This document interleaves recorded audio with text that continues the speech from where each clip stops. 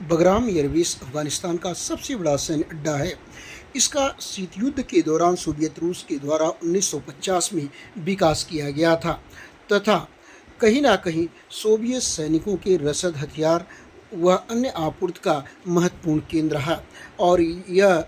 Soviet Afghan युद्ध का एक महत्वपूर्ण स्थल के रूप में सोवियत रूस के द्वारा प्रयोग किया गया था।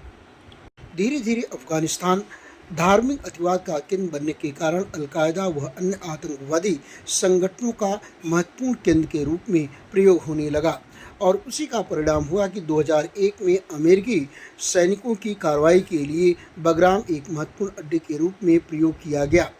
बगराम हवाई अड्डे से ही अमेरिका ने अपनी संपूर्ण सैन्य गतिविधियों का शुरुआत किया। चूँकि बगराम काबुल से महज 60 किलोमीटर की दूरी पर है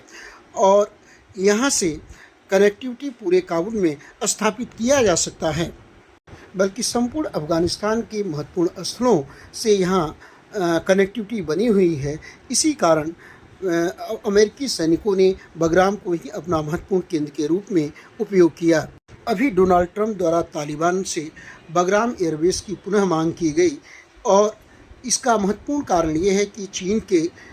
विवादित शिजियांग प्रांत में जो चीन के परमाणु परीक्षण का महत्वपूर्ण केंद्र है, वह चीनी परमाणु गतिविधियों का एक महत्वपूर्ण सेंटर है, उसकी यहाँ से निगरानी बेहद आसानी से हो सकती है। साथ ही बगराम के बहाने अमेरिका